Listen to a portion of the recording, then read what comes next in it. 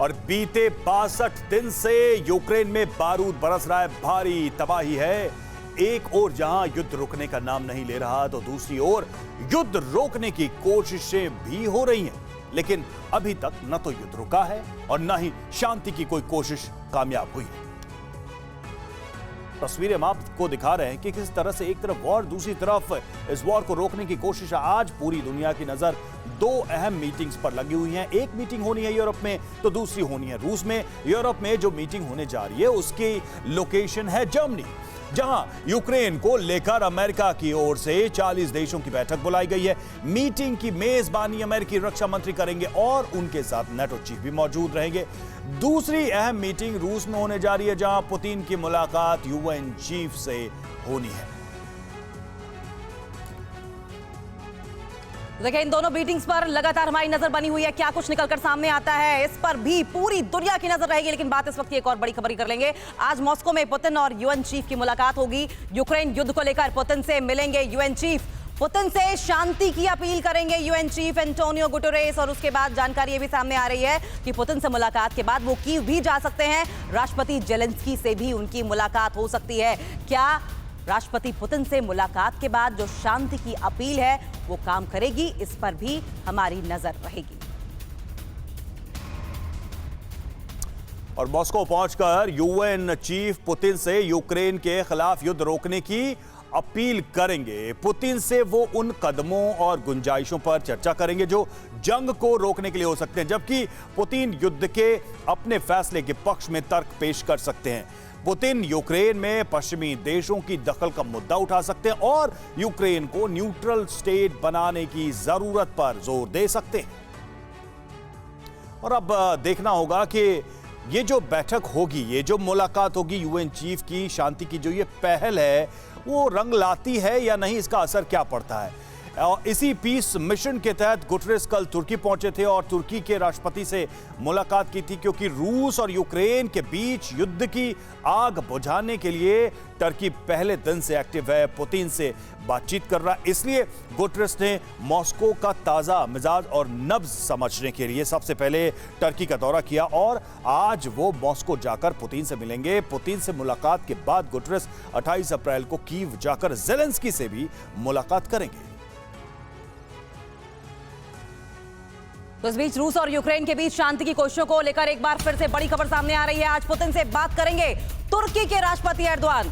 आज पुतिन से फोन पर बात करूंगा, एर्दोआन ने ये बड़ी बात कही है। यूएन चीफ से युद्ध रोकने के कदमों पर बात हुई, ये बड़ी बात एर्दोआन की ओर से कही जा रही है। तो एर्दोआन लगातार पीस मेकिंग कोशिश कर रहा है और मनीष हमारे सहयोगी लगातार हमारे साथ जुड़े हुए हैं। मनीष, आज पुतिन से बात करने वाले हैं तुर्की के राष्ट्रपति एर्दोआन। क्या कुछ निकलकर सामने आ सकता है, क्योंकि लगातार हम देख रहे हैं कि एर्दोआन पीस मेकिंग प्रोसेस में बढ़ चढ़कर हिस्सा लेता दिखाई दे रहा है।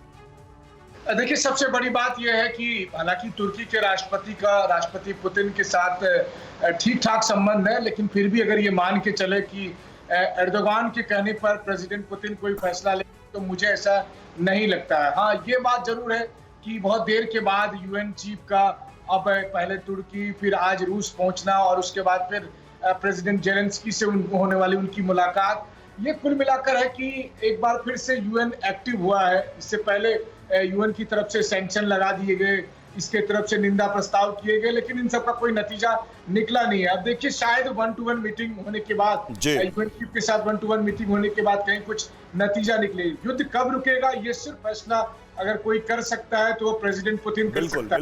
बिल्कुल। तमाम दबावों के बावजूद भी उन्होंने यही जता भी दिया है। पुतिन की प्लानिंग और पुतिन की जो योजना है, उससे एक बात तो स्पष्ट है कि फिलहाल ये युद्ध रुकेगा नहीं। और पुतिन कह रहे हैं कि मैं झुकेगा नहीं, क्योंकि वो साफ तौर पे कह रहे हैं कि जेलेंस्की जब तक सरेंडर नहीं करते ये युद्ध नहीं रुकना है।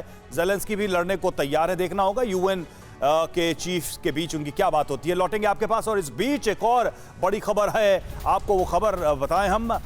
रूस यूक्रेन से जुड़ी आज की बहुत बड़ी खबर। यूक्रेन को लेकर 40 देशों की बड़ी बैठक आज है। अमेरिका के रक्षा मंत्री ने बुलाई बहुत बड़ी बैठक। यूक्रेन के हालात पर जर्मनी में 40 देशों की बैठक है।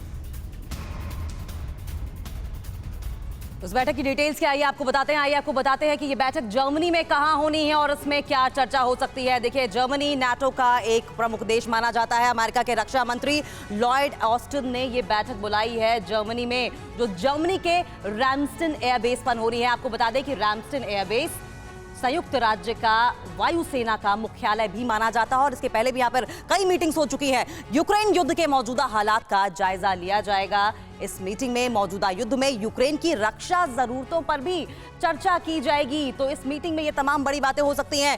युद्ध के बाद भी यूक्रेन की रक्षा जरूरतें पूरी करने पर भी बात होगी। तो इस मीटिंग में बताया जा रहा है कि इस जो तमाम बिंदु हमने आपको बिग बॉल के जरिए समझाए हैं, इन पर बातचीत हो सकती है। और क्या कुछ अपडेट्स है, रुक करेंगे मेरे सहयोगी रवि का।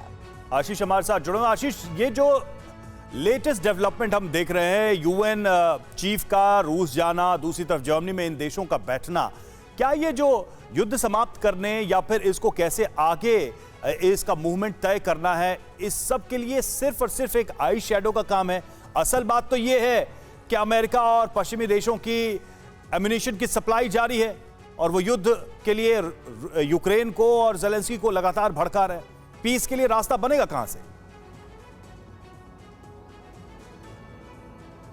आशीष, ये केवल स्मोक स्क्रीन है और यूएन जैसी किस तरह से यूजलेस साबित हुआ है यूएन या फिर उसके जो बाकी वर्टिकल्स हैं, ये पिछले कुछ साल में सबसे ज़्यादा देखा गया है। चाहे वो पेंडेमिक हो, कोविड, या फिर रशिया यूक्रेन वॉर हो, या फिर ट्रेड हो, बहुत सारे मुद्दों को लेकर यूएन की पूर्णतः विफलता देखी गई है।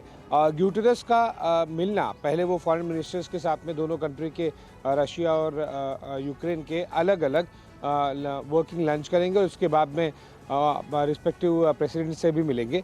लेकिन उस यूएन के चीफ का जो शुरुआत से ही पिछले 2 महीने से पूरी तरह से नदारद था, उनका अचानक से आके कुछ बात करना, मिलना अपने आप में दर्शाता है कि वो कितने सीरियस हैं या फिर उनकी बात कितनी सुनी जाएगी, चाहे वो मॉस्को हो या कीव हो, वो उन्हें इस बात का अंदाज़ा है। दूसरा, जो आप वेपन सप्लाई की बात कर रहे हैं, ये सबसे घातक बात निकलकर सामने आई है कि boots on ground western countries नहीं डाल रहे हैं, वो केवल और केवल असला बारूद दे रहे हैं। और वो असला बारूद अगर आप एक सही तरीके से देखें तो टैक्टिकल वॉरफेयर के लिए ज़रूरी है और स्ट्रैटेजिक वॉरफेयर वाले असला बारूद उन्हें बहुत ज़्यादा तादाद में मिल नहीं रहे हैं, चाहे वो यूके हो, यूएस हो या फिर नाटो हो। तो यूक्रेन को जिस तरह से वेपन सप्लाई हो रहा है, जाहिर सी बात है कि पश्चिमी देश चाह रहे हैं कि इसे और लंबा खींचा जाए। आशीष, आग में घी डालने का काम ये वेपन सप्लाई कर रहे हैं, आप नजर बनाए रखे। अड़ी सोमवार से शुक्रवार शाम 6 बजे सिर्फ TV9 भारतवर्ष पर।